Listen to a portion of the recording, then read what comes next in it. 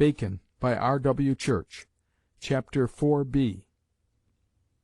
To Bishop Andrewes he sent, also in manuscript, another piece belonging to the same plan, the deeply impressive treatise called Visa et Cogitata, what Francis Bacon had seen of nature and knowledge, and what he had come by meditation to think of what he had seen.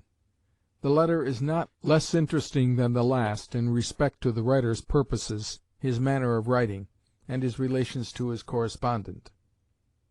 My very good Lord, now your Lordship hath been so long in the church and the palace disputing between kings and popes, methinks you should take pleasure to look into the field, and refresh your mind with some matter of philosophy, though that science be now through age waxed a child again, and left to boys and young men. And because you were wont to make me believe you took liking to my writings, I send you some of this vacation's fruits, and thus much more of my mind and purpose. I hasten not to publish, perishing I would prevent, and I am forced to respect as well my times as the matter.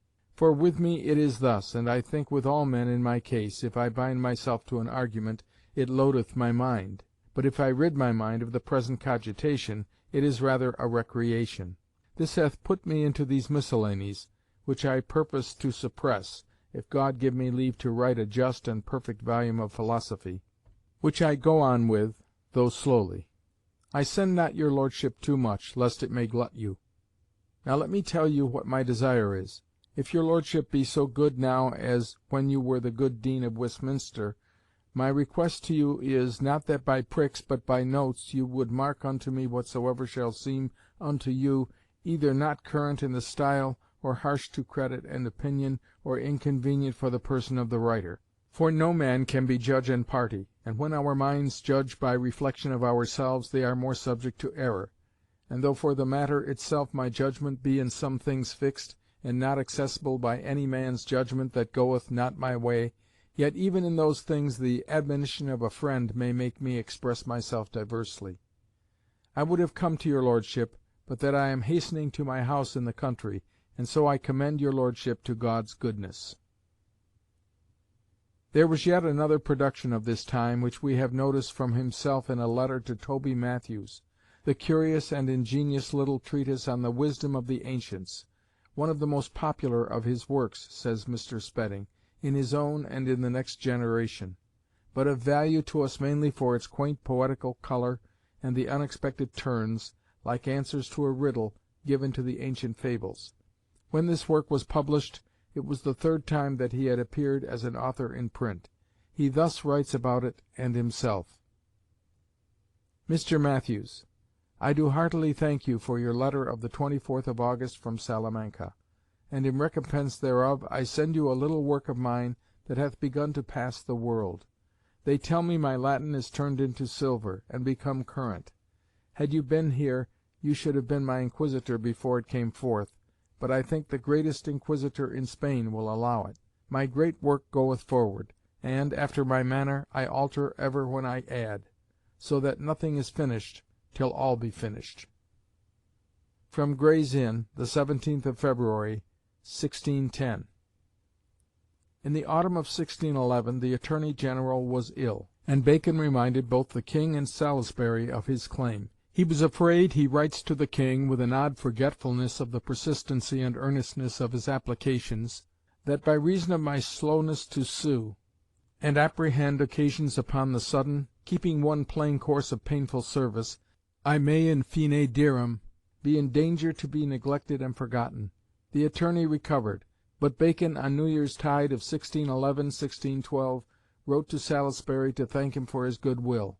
It is the last letter of Bacon's to Salisbury which has come down to us.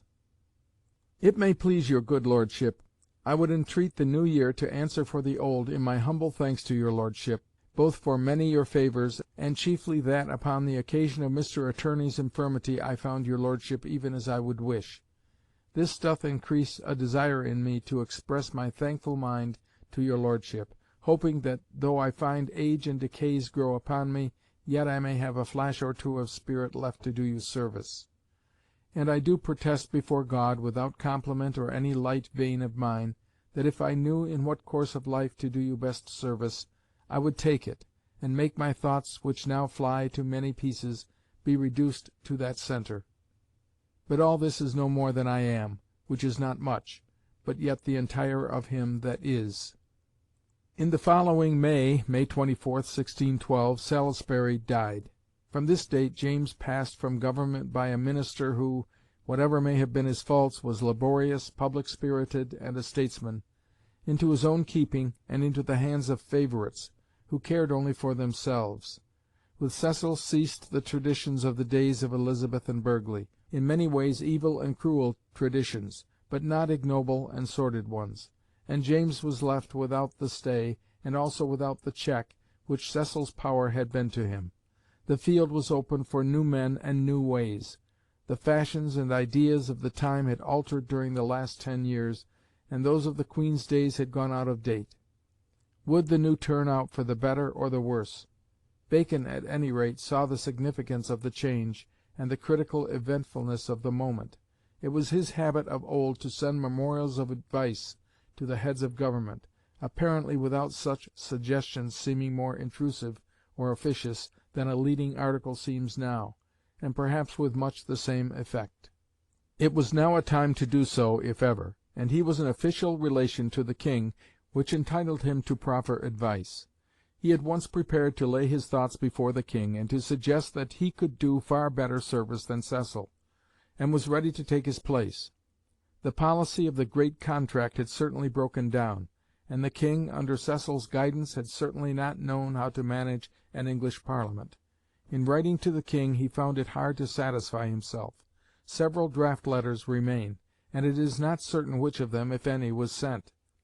But immediately on Salisbury's death he began, May 29th, a letter in which he said that he had never yet been able to show his affection to the King, having been as a hawk tied to another's fist.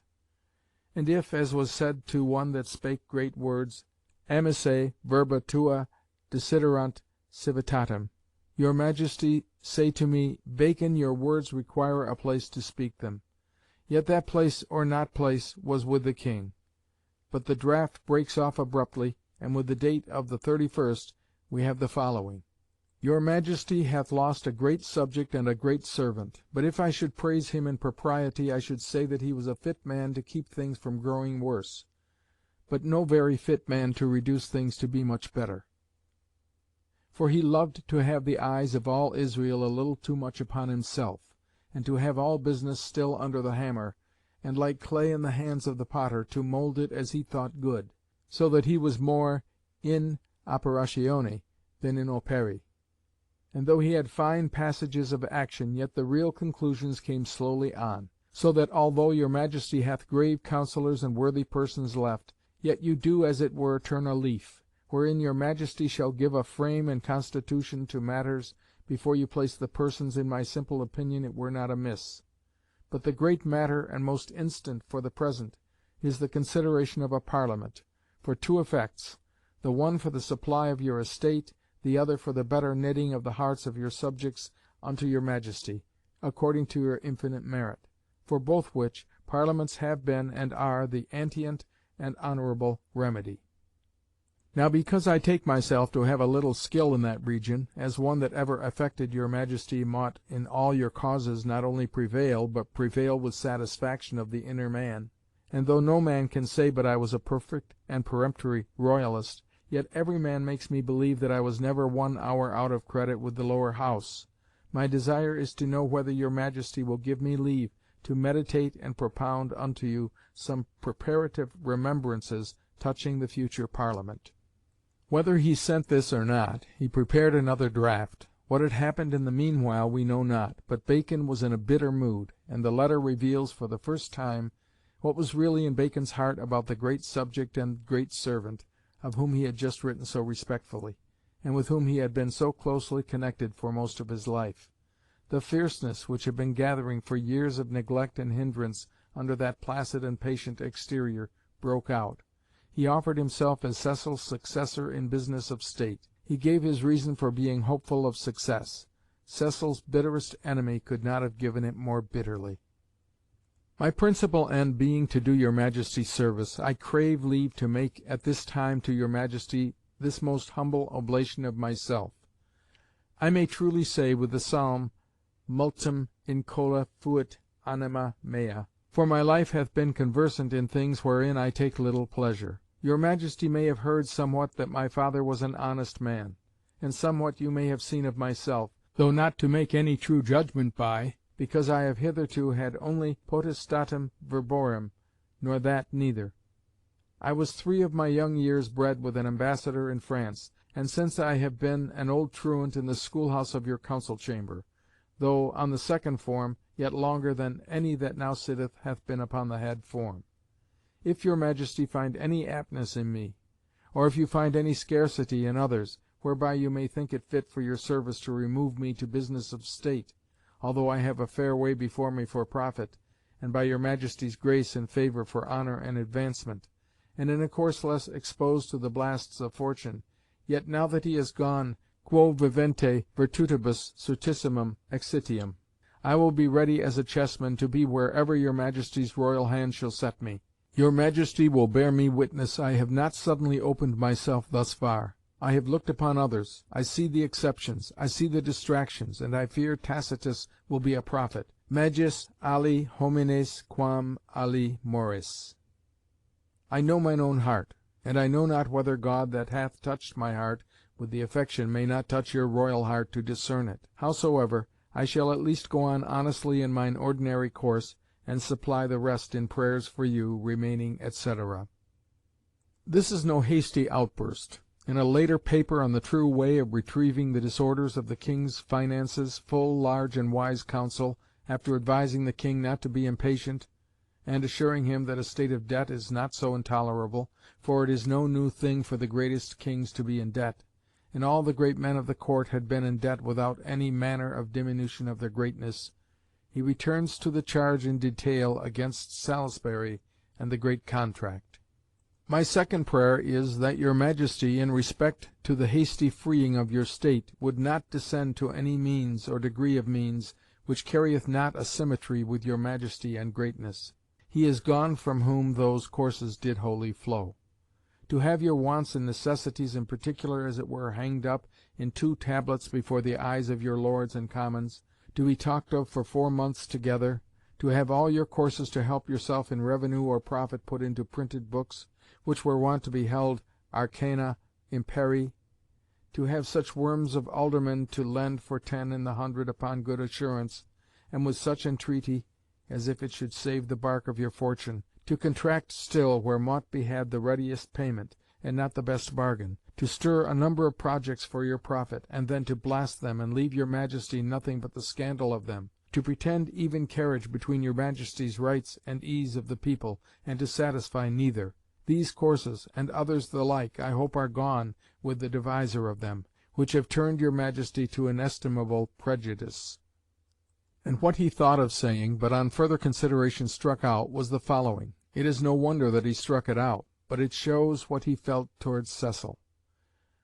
"I protest to God, though I be not superstitious, when I saw your Majesty's book against Vorstius and Arminius, and noted your zeal to deliver the Majesty of God from the vain and indign comprehensions of heresy and degenerate philosophy, as you had by your pen formerly endeavoured to deliver kings from the usurpation of Rome, perculsit illico animum, that God would set shortly upon you some visible favour, and let me not live if I thought not of the taking away of that man."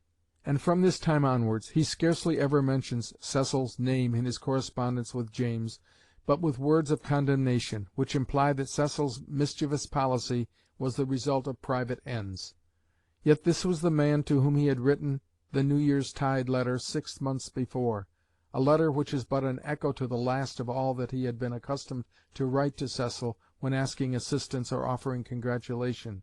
Cecil had, indeed, little claim on Bacon's gratitude. He had spoken him fair in public, and no doubt in secret distrusted and thwarted him.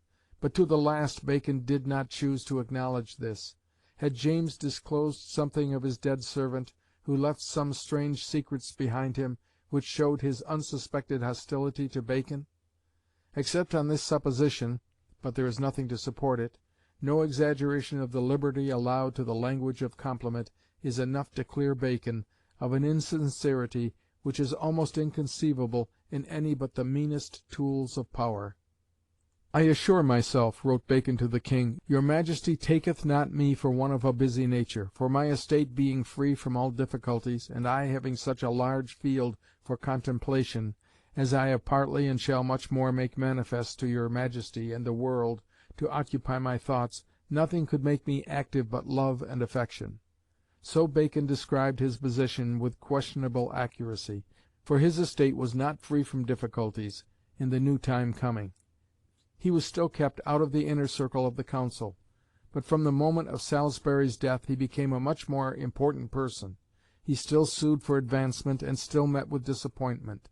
The mean men still rose above him. The lucrative place of Master of the Wards was vacated by Salisbury's death. Bacon was talked of for it, and probably expected it, for he drew up new rules for it, and a speech for the new Master. But the office and the speech went to Sir George Carey. Soon after Sir George Carey died, Bacon then applied for it through the new favourite, Rochester. He was so confident of the place that he put most of his men into new cloaks, and the world of the day amused itself at his disappointment, when the place was given to another mean man, Sir Walter Cope, of whom the gossips wrote that if the last two treasurers could look out of their graves to see those successors in that place, they would be out of countenance with themselves, and say to the world, Quantum mutatus. But Bacon's hand and counsel appear more and more in important matters. The improvement of the revenue, the defence of extreme rights of the prerogative in the case against Whitelocke, the great questions of calling a Parliament, and of the true and princely way of dealing with it. His confidential advice to the King about calling a Parliament was marked by his keen perception of the facts of the situation. It was marked, too, by his confident reliance on skilful indirect methods and trust in the look of things. It bears traces also of his bitter feeling against Salisbury, whom he charges with treacherously fomenting the opposition of the last Parliament. There was no want of worldly wisdom in it. Certainly it was more adapted to James's ideas of statecraft than the simpler plan of Sir Henry Neville, that the King should throw himself frankly on the loyalty and good will of Parliament. And thus he came to be on easy terms with James, who was quite capable of understanding Bacon's resource and nimbleness of wit. In the autumn of 1613, the Chief Justiceship of the King's Bench became vacant. Bacon at once gave the King reasons for sending Coke from the Common Pleas, where he was a check on the prerogative, to the King's Bench, where he could do less harm, while Hobart went to the Common Pleas. The promotion was obvious, but the Common Pleas suited Coke better, and the place was more lucrative. Bacon's advice was followed. Coke, very reluctantly, knowing well who had given it, and why, not only weeping himself, but followed by the tears of all the Court of Common Pleas, moved up to the higher post. The attorney Hobart succeeded, and Bacon at last became attorney, October 27, 1613. In Chamberlain's gossip we have an indication, such as occurs only accidentally, of the view of outsiders.